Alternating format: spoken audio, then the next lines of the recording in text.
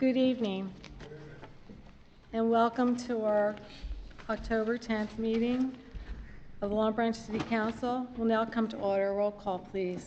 Mr. Dangler? Here. Mr. Vieira? Here. Dr. Vogt? Here. Dr. Selly? Here. Mrs. Wittes? Here. Please all stand for the Pledge of Allegiance. Ready to begin? I pledge allegiance to the flag Of the United States of America and to the republic for which it stands, one nation, under God, indivisible, with liberty and justice for all. I hereby certify that this meeting has been published in the newspaper in accordance with the Open Public Meetings Act and posted as required by law. Thank you. To welcome Mr. Jackson to the city of Long Branch. Thank And you. we wish you much luck. Thank you very much, Council President. Okay, at this time, Mayor Plone will make a presentation. Sure. If you could come up with me, Council President.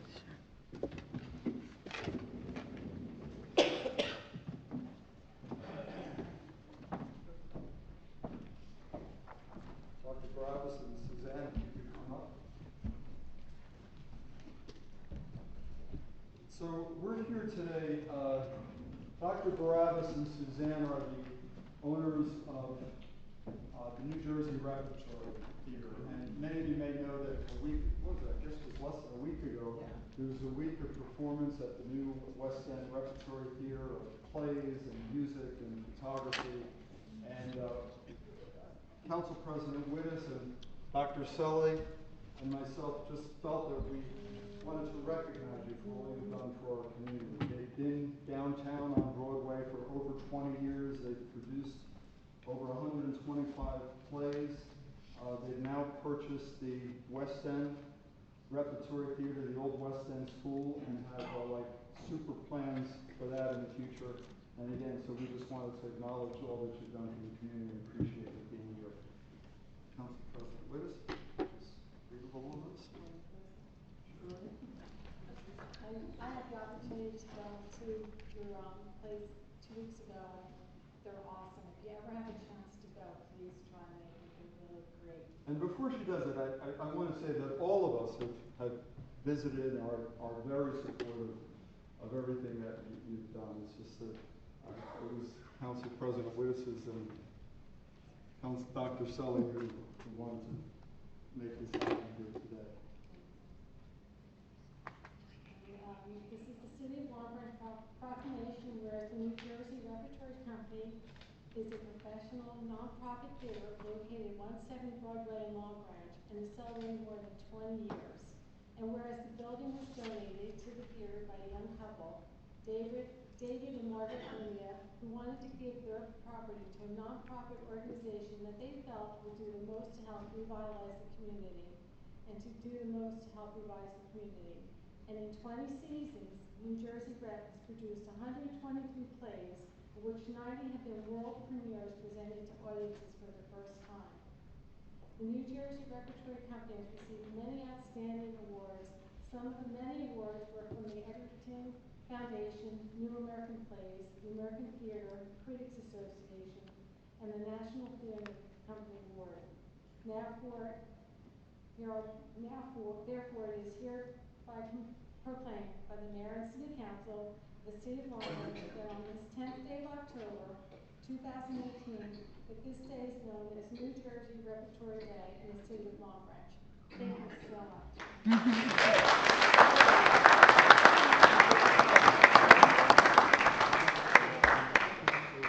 We have our board members here also.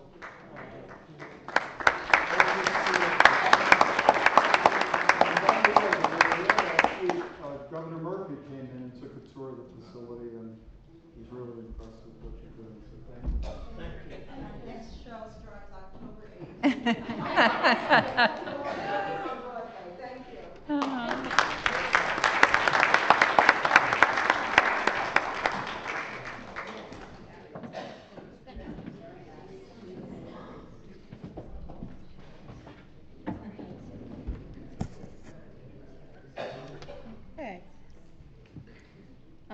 Reading and approval of previous minutes. I need a motion to approve the minutes of September 26, 2018. So moved. Second. Roll call? Mr. Dangler? Yes. Mr. Viera? Yes. Dr. Vogt? Yes. Dr. Selly? Yes. Mrs. Wittes? Yes. Consideration of ordinances, public hearing and final consideration, there are none this evening. Ordinances for introduction, there also are none. Public participation for resolutions and all agenda comments. I need a motion to open the public portion of the meeting for all comments. So moved. Second. All in favor? Aye. Opposed? If anyone in the audience has any comments to make, please step to the microphone and state your name and address clearly for the record. You will have 5 minutes and may only speak once. Good evening. Good evening, Mayor Perone and council members. My name is Anita Clavering. I live on 161 Garrett Drive. I am here tonight to announce that I'm working with Mayor Perone to form a committee to address and advocate on issues of interest to people with disabilities in Long Branch. Among the issues are, for example, how to get more people with disabilities registered to vote, as well as get involved in all aspects of the political process. We would also like to make buildings more accessible, though many buildings have been built and or were afraid to make them accessible. There are still not enough buildings who have accommodations to comply with the Americans with Disabilities Act ADA. There are also parking signs that have the old fines of $100 for the first violation and $100 for subsequent offenses instead of the current penalties of $250 for each violation according to state law, along with community service. I hope to distribute flyers about forming the committee at Long Branch Day this Saturday, October 13th. If any of you would like to join the committee, please let me know after the meeting or this Saturday. Thank you all very much. Thank you, Anita. Thank you.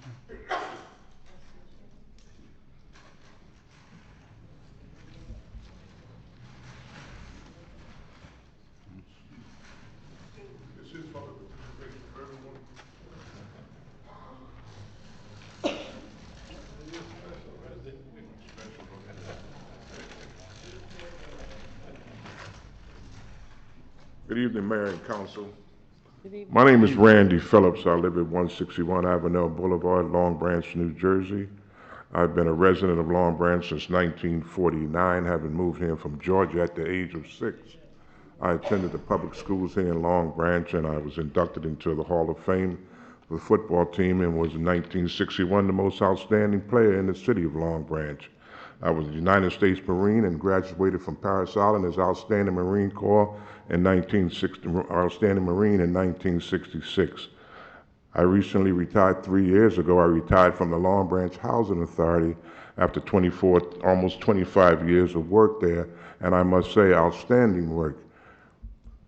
On July 25th of this year, resumes had to be in for to serve on the Long Branch Housing Authority as a commissioner, and myself and I believe Bonita Porter and Teresa Dangler applied for the position. And at that time, there was the 3 of us in here for an interview, and we had the interview which was held by the council and the mayor. Certainly, I believe that you have the right to choose who you want to be on the board, but I think it's when you do things, I think there's a way that you do it. I was talking on the phone with a friend the other day, and the friend happened to mention that. Oh, have you heard? I said, heard what? Well, they've appointed a young lady from Garfield Court, I think, to be on the at board as a commissioner. Is that true? I'm asking the council, is that true, or anyone? Yes. That's true? I'm sorry, did I- you give an address? Do I have an address? No, did you give an address? I'm not sure of the address, but yes, there was a young woman who was appointed. Okay. Well, my problem is this. If you interview someone in July and it's now October, I think if you, like I said before, you certainly have the right to choose who you want to be on the board. That's your privilege. However, being a city board, city council, and mayor, and people took the time out to prepare a resume and come in for an interview, I think that, and the people think that they're eminently qualified for the appointee, I think that it's only proper and fitting that you at least send them a letter or a telephone call stating, thank you for your interest in applying for the position, but we've decided to go in a different direction. I think that would only be fitting. That was never done. Every day, including today, before I came here, I looked for a letter in the mail from this body letting me know what had happened. I guess if I had came up here tonight, everything would have just kept going and I would have never known what happened. Phillips, just so you know, I believe a letter was sent out. Do you know when it was sent out? Well, I haven't moved. Last Friday. It went out last Friday. I haven't moved. Today is Wednesday. I didn't get a letter. And I think if a letter did go out, the proper way to do it is before the appointment is made. I don't think you should put it on TV and then send a letter out. I think it's only proper that the person that's involved is informed before the letter goes out. That's the way that I've always done business, and that's the way that I know most people do business. Like I said, you certainly have the right to do what you want. I don't know that it's the right decision, but it's your decision. I don't know the young lady. I hope she does a fine job. If there's anything I can do for her, I would be certainly willing to do it. But I hope this board in the future, going forward, I hope you look at the citizens of this town when we apply for something, when we do something, treat us like citizens. Treat us like taxpayers. I've been a taxpayer in this town for 40 years, and I had to have somebody tell me that somebody was appointed from something they was watching on TV. I don't think that's the proper way to do things. Thank you. Thank you.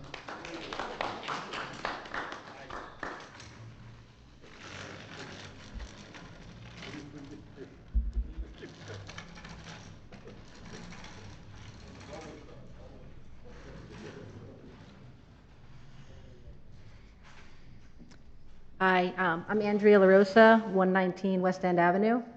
I'm here in reference to the memorandum of understanding that the City of Long Branch had with the Monmouth County SPCA in regards to their TNR program. The memorandum was for 100 cats, and we TNR'd 100 cats, or they TNR'd 100 cats, and it was renewed, and we've TNR'd another 100 cats. But we're out of cats. But we're not out of cats, we're out of the memorandum. We have to sign another one. And my understanding is it's not an official line item in the budget, so that might be up for consideration for 2019. But the fee is relatively small, and we're asking that you sign now and continue the program without any hesitation. Any delay in the program sets it back, and there's at least 5 people waiting to have their cats in their area TNR'd right now. So I don't know if there's anything you can do before the budget to get this through. So maybe Mr. Martin can give a little more information on that. But, you know, when that program came out at the reduced rate, I think you were probably aware of it, we were beyond the budget season, and it wasn't a line item in the budget. Is it correct? So well, go ahead, Mike. And then... It wasn't specifically budgeted for in the 2018 budget. Right. But we do have money in the dog trust fund, the animal control fit. To be honest, I wasn't aware that we were out of the second round. I have no problem approving Third the round. third round. We're starting the third round? Mm-hmm. Yeah, I have no problem approving that. Oh, that's As long great. as the mayor's fine with it. That would be fantastic. Because like I said, as of right now, the official word came down, it's halted because they were not approved as of right now to continue. They were looking for an informal, is it okay to continue? And they were told no. Yes, so, well, what had happened is Sharon had contacted me, but Sid Johnson had sent me an email prior to that. And as you know, I think it was $3,700 per 100 cats. Correct. And then we were hoping that that would carry us through the year. And then, of course, it didn't, so we decided to do a second. And the second, and I guess the funds was taken from the same... Same place, yeah. From the same place. So we'll have to look at it again for the third. But obviously, next year, we'll have to... We're just trying to avoid that because, 3-month delay. Look, I agree with you. I asked Sid, said, for example, he thought that but first off, the program is very successful. And second off, he thought, I said, well, what's the estimate? He said, probably saved 1,000 cats from, being born as a result, At least. a result of the program. So we'll definitely look into it. And if Mike says he has the fund and the funds and the council's for it, we'll just go ahead. Yeah, I mean, I think we even took a booth for Long Branch Day to promote it, and that's Saturday. So that would be really horrible if we tell them to come back in January. So please, anything you can do to get it moving as soon as possible would be great. Thank you. Thank you. Thank you.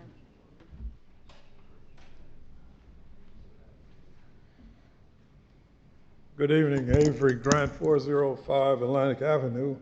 I'm here to encourage you, and I've spoken to a couple of you about the Summer Youth Employment Program, and I brought an article from East Orange last week's program talking about their program. When I was their city engineer and director of public works, I would get 100 high school students to work for me for 4 hours, and they would get paid.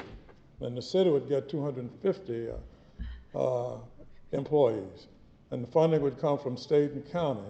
So I would encourage you to look for that because there's a lot of money out that you can get. I built 3 swimming pools with federal and county money, and I put them to work with the parks maintenance, street, even showed them how to push a street broom. I got out there with them. And you can imagine what that does for the program, for the students. And then they have a winter program called the Youth Employment Training Program, and I would get only about 20 there, but I would place them with our administrative people.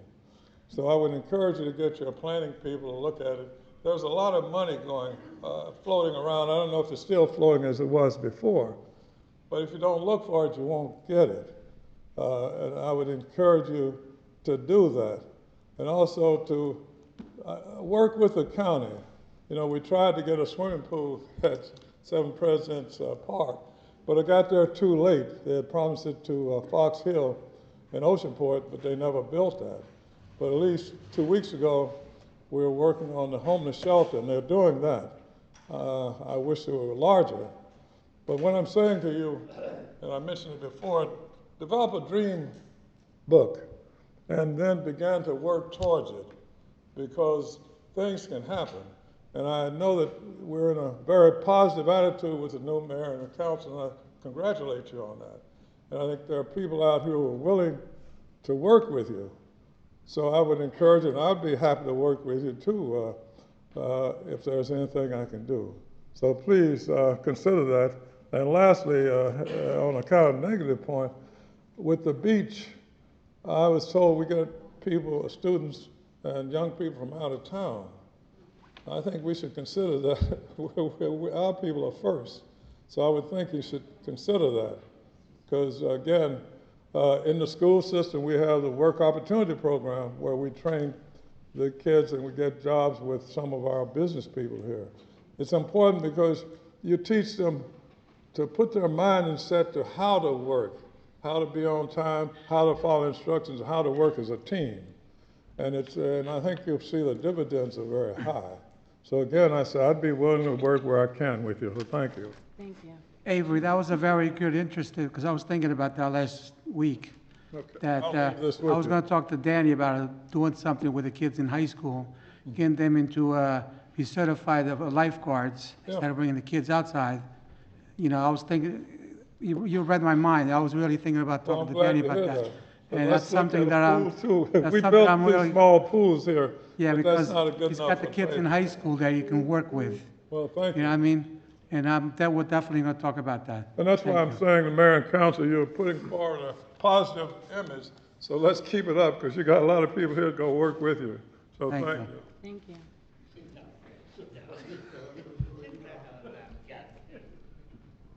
Hello. My name is Michelle Gangemi. I live at 14 Berg Avenue in Elberon. I'm aware this is a new administration. You've got to push the mic closer to you. Well, I'll just talk louder. No, you can't hear it on the TV. Having said that, I'm aware that you're all new. This is the second time that I've been here for the same reason, to discuss the no parking signs that have been put up Monday through Friday, 8 to 4. My family home has been, or my home has been in my family since 1976. Many years ago, neighbors had issues with the college students parking on the street. This is not and has not been an issue for years, yet the signs remained. I was told to have my neighbors sign a petition if they wanted the signs removed. People either said they had no problem with it, or they had asked their husbands. This may all seem very petty, considering the state of the world today. However, I resented having my daughter, who was visiting from Ireland, get ticketed at 8:05 in the morning. Common courtesy to me would have been if the officer knocked on the door. Or the rookie who ticketed my car, which was parked in my driveway, because he said there wasn't enough gravel in it. And then told me I should be thankful that the other cars were not ticketed as they were on the grass. I'm not an ignorant person, nor is my property a junkyard. I don't park on the lawn. This necessitated my going to court, where the judge said maybe I should get rid of some cars. I have 2 daughters who visit from school, and parents and a sister. There's no abundance of cars coming to my house. I was told to call the police if someone needed to park in the street. I was also told to inform the police how long and when my parents would visit. Their visits are not scheduled. I did not need this insult or stress. This is not grade school where tattling goes on. I mind my business, I pay my bills, I maintain my property. It appeared the neighbors who had parking issues happened to literally park on the grass, had numerous cars parked in the street for all of their children, yet nobody on that block ever got a ticket. I was a little suspicious, but I'm not terribly paranoid yet. The previous administration agreed to remove the signs, the restriction during the summer months. It worked out well for me. It allowed my family and friends to come at will and join my pool, enjoy the summer. Residents took full advantage based on the number of personal cars parked at all of their houses. My understanding is that this has to be changed by a new ordinance. I was also told that neighbors complained about cars parked in the street. They were cars that belonged to the people that lived in those homes, not strangers. And it is the summer. It was the summer. Consequently, the signs were reposted just last week. The situation is out of hand and an infringement on my rights to a peaceful existence. It causes me undue stress. Berg Avenue has 13 houses on it. 5 of them are vacant and have been vacant for a very long time. I'm one of the few people that's home all the time. I know and see what is going on. People either work, go south for the winter, or the retirees get second jobs. The point being that complainers are not even there during the day. So I'm respectfully asking that an ordinance banning parking permanently be written on the books. Thank you. Mr. Gangemi, can you stay after the meeting? I'd like to talk with you, if you don't mind, with the business administrator. Thank you. Thank you. Can you stay? Is there anyone else?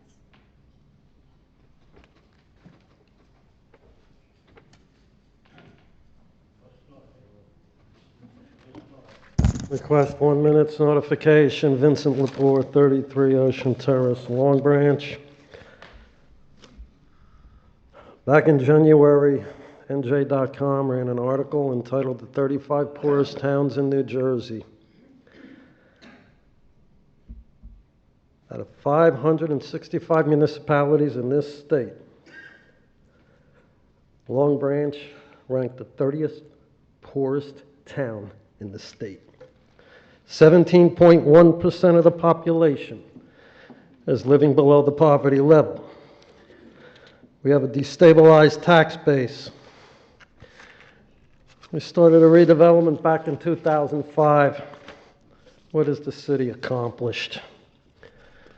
You did a paintbrush on the ocean front, and the rest of the city is struggling.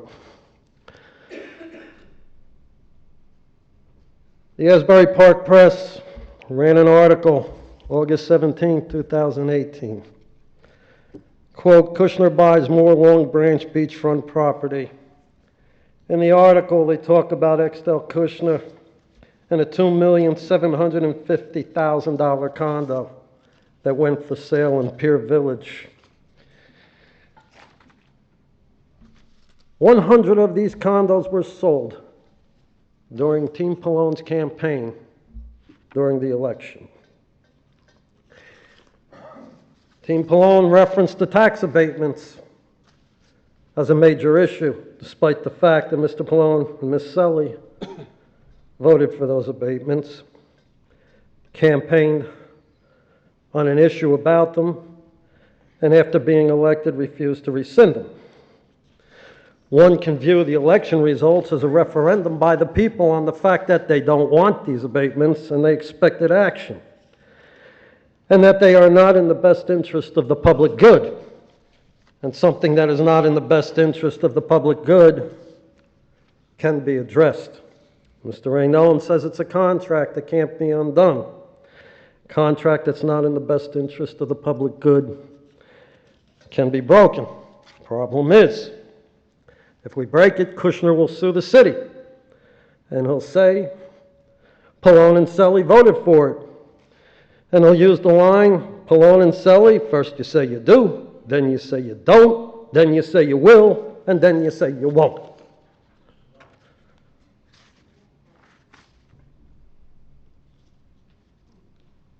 On the Board of Education, one of the last meetings prior to the May 8th election, Board member and Board President Mr. Dangler stated at the end of the meeting he notified, with the support of all board members, area officials to address the matter of the tax abatements on the ocean front and how the Board of Education was affected by it. What's of interest right now is running for council, and after being elected, Mr. Dangler and Ms. Wittes are in a position to reverse course on those abatements and do justice to the Board of Education. However, they're hiding behind Team Pallone attorney Ray Nolan and will not take action. One questions the credibility of Ms. Wittes and Mr. Dangler for being leaders on this matter or being followers. And at the present time, they're followers because they completely contradict right now their position on the Board of Education. Mr. Lepore, you have 1 minute. Of course. There was a fiduciary responsibility on the Board of Education to address these tax abatements. At the last Board of Education meeting, Dr. Salvatore stated, the number one issue right now in Trenton are these pilot tax abatements. My question to Ms. Wittes and Mr. Dangler, why are you not following through on your position with the Board of Education on the pilots and tax abatements, particularly the 30-year abatement for convicted felon Charles Kushner's Pier Village 3? Ms. Wittes? I have no comment. Mr. Dangler? No comment, sir. No comment. Mayor Pallone, why did Mayor of Jersey City, Fulop, pull out of a 30-year abatement with Kushner, and you didn't? Wasn't What makes it different from Mayor Fulop with Kushner than with you?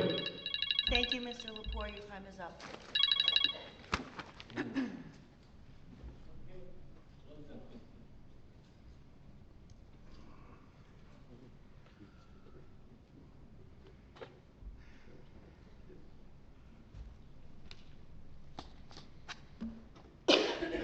Hi, good evening. Good evening. Ernest McNolly, born in Long Branch, live in Asbury Park, New Jersey. I'd like to start by saying that it's rather uncomfortable to come here. A lot of Mr. the McNolly, people, could you just raise the microphone a little bit? Thank you. Sure.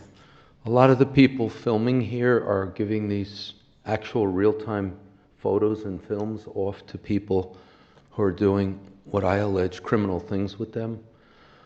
Someone in this meeting is recording the whole meeting, and they put it on my personal Google next to my work sites of just a piece of me speaking.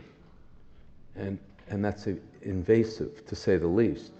I've complained to you about it. I've talked to you about it. I've emailed you things with profanity, sexual comments about the mayor, about Senator Gopal, about Assemblywoman Downey, et cetera, et cetera. I've identified the individuals. They work for the city, mostly firemen and police. I've given you names. Thomas Siciliano III. I haven't heard from anybody. There was also a melee that involved these same people at the Deal Country Club, 7/21/18. This is the police report. It involved drunk firemen and police brawling and beating up a woman. Here's the police report. I sent it to Mr. Rydell of the press. They won't print it. They won't print the story. They won't run the story. The link won't run it. No one will run it. It involves Long Branch firemen, police. A police officer was arrested from Asbury. A lot of the people involved were the ones that were involved in the Pascucci case. The passenger in Pascucci's car, the fireman, was the person who got married at this wedding. So now they're at the Deal Country Club having a riotous brawl, beating up women, drunk. Some of them may have come in unmarked police cars and fire vehicles. And here's the report, and no newspaper will cover it. So, and I sent it to you. I sent it to everybody. Doesn't anybody want to talk about this? Or do they get a different treatment? That's what everyone's alleging. Long Branch police officer detective got special treatment for killing the state trooper's aunt. He only got 364 days in a county jail. I mean, the state and the country are up in arms about this. And this is his best drinking friend, who's continued to drink.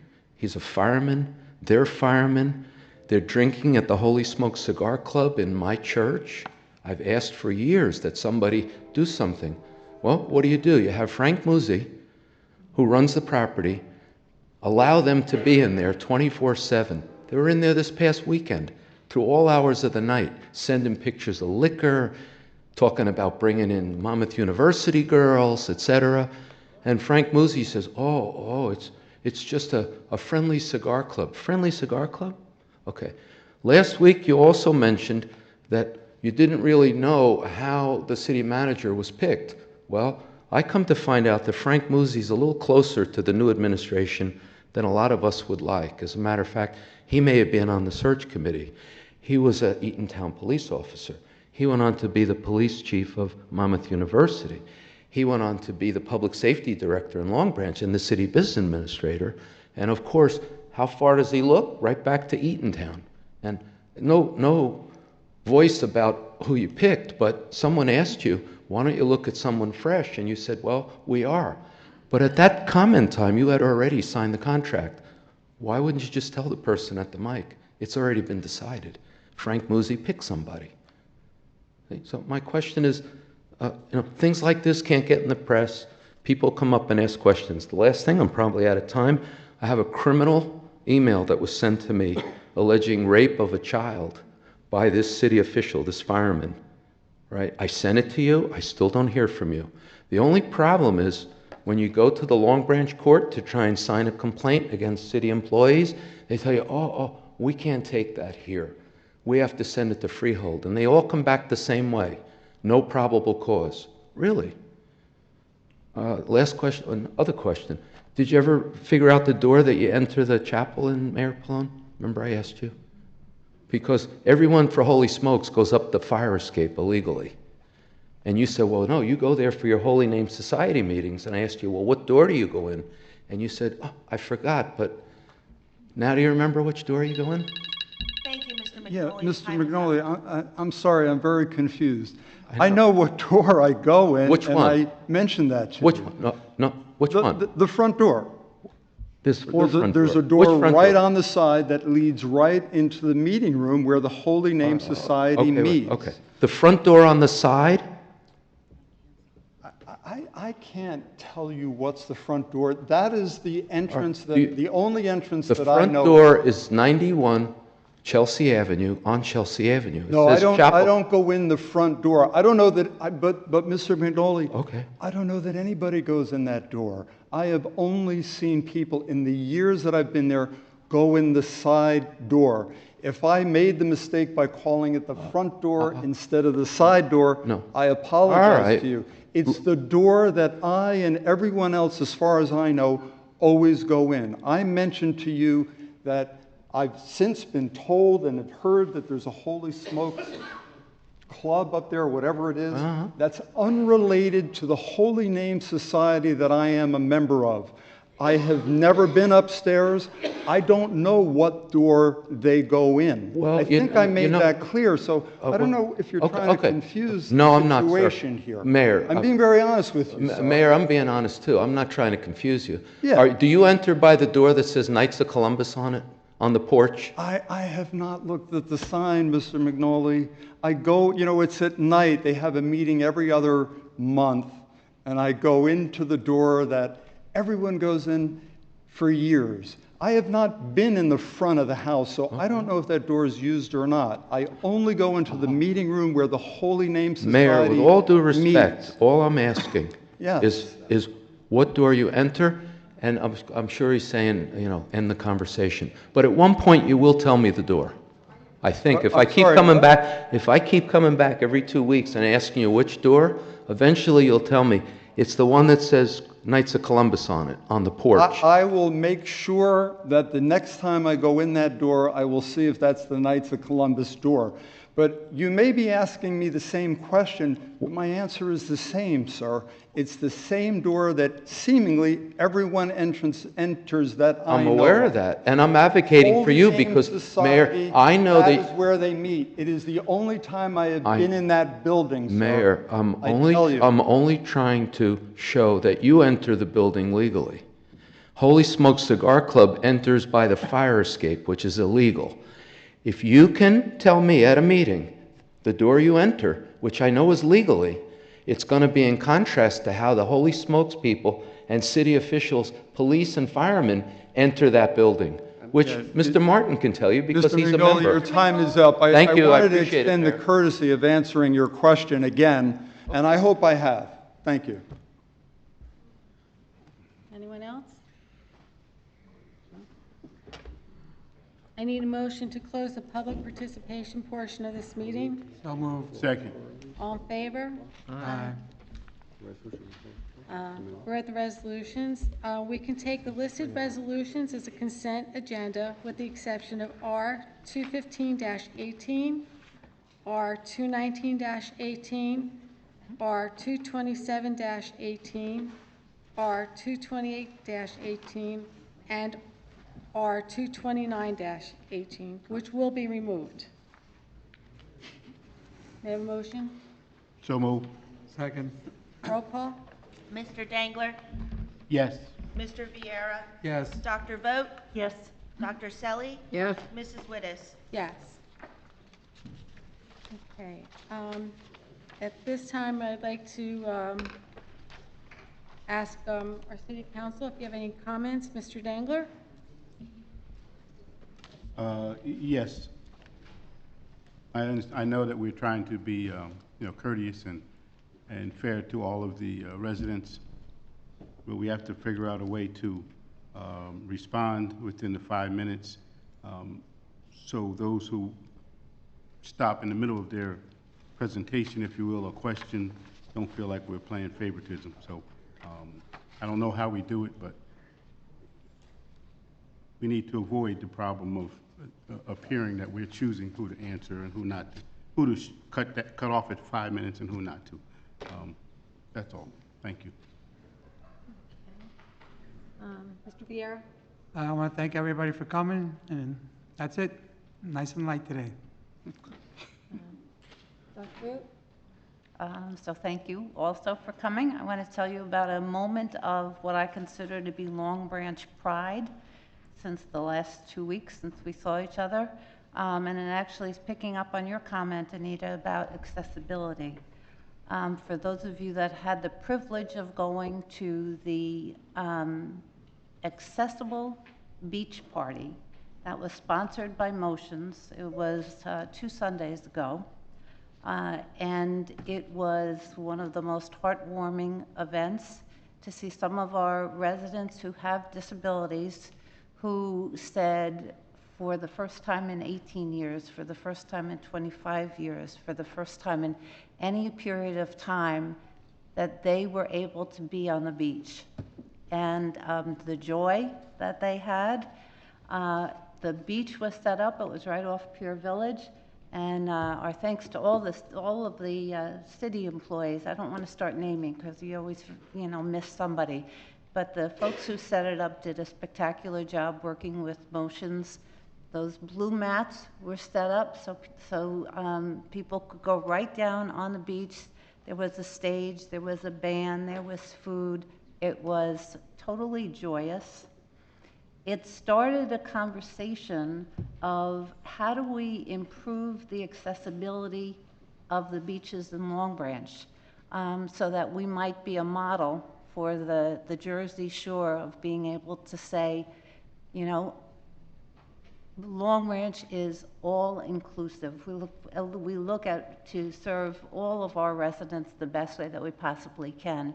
It's a continuing effort. One of the first things that has happened is we actually had somebody donate a beach wheelchair with those great big tires, donate it to Motions and to the city as one of the first things that's starting in this effort. So it truly was a moment of Long Branch pride that I think we can all feel real good about.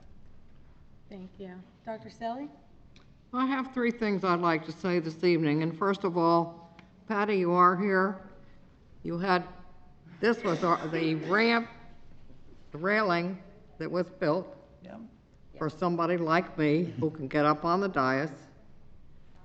It was already in the work when you came up and suggested a ramp. But to the director of, where is he, Stan?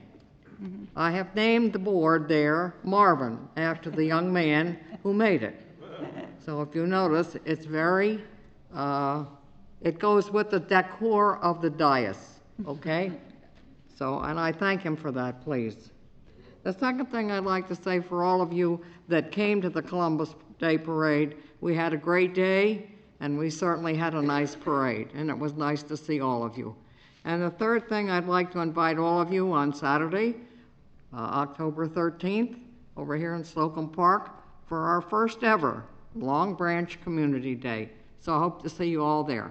Thank you.